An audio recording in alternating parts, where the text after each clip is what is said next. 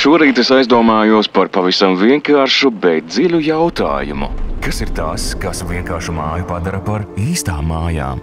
Mājas ir kas vairāk nekā tikai dzīves vieta. Tieši cilvēki ir tie, kas rada mājas. Paskatieties uz Eiropu.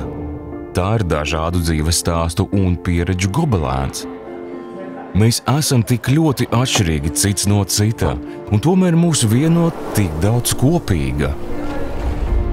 Mājas nozīmē apzināties savas saknes un sagatavoties tam, uz kurieni mēs dodamies.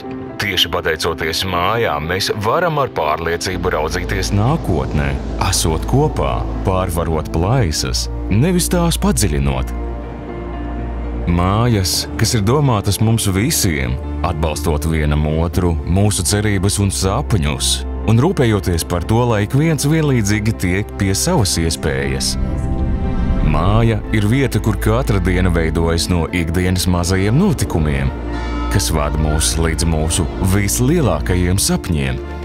Tieši mājās veidojas mūsu dzīves stāsti. Tās pasargā mūsu drošībā, vienlaikus padarot mūs visus brīvus. Mājas ir vieta, kur dalīties grūtībās un rast atbalstu. Un savā būtībā mājas ir vieta, kur katra balss ir svarīga un kur neviens netiek atstumts, kā senā teicienā. Pat Roma netika uzcelta vienā dienā.